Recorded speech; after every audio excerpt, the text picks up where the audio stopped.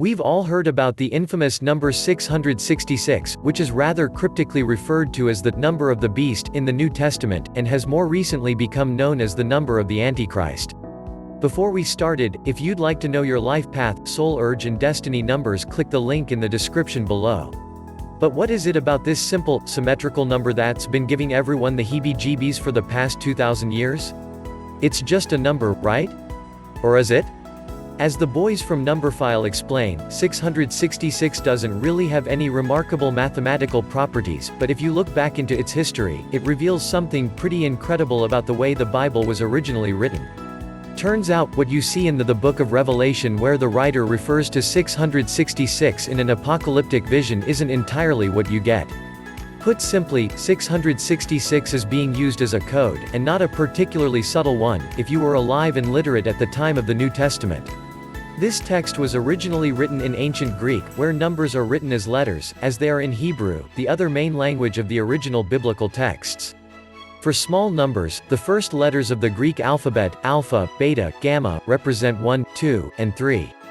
Then, like in Roman numerals, when you want to form big numbers like 100, 1000, 1,000,000, they're represented by their own special combination of letters.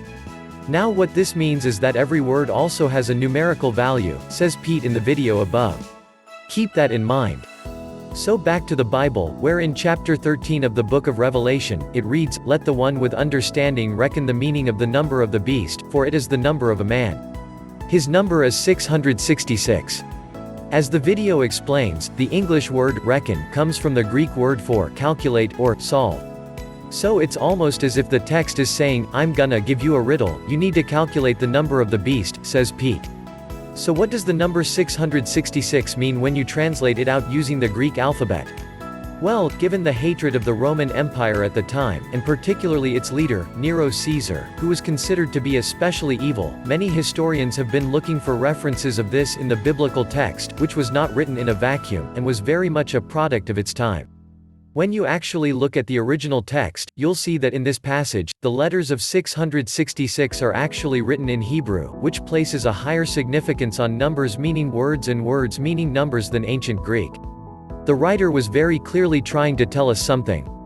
And sure enough, if you translate the Hebrew spelling of 666, you actually spell out Naren Kesar, the Hebrew spelling of Nero Caesar.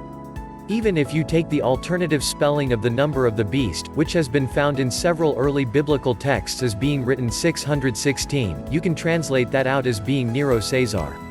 It adds to the kind of complexity of it kinda being a riddle, a secret, says Pete in the video above. No one wants to write a book under imperial persecution saying, the root of all evil is Nero Caesar. You're not going to spell that out. Now, when I said 666 doesn't have any particularly remarkable mathematical properties, that's not entirely true, because it's actually what's known as a triangle number.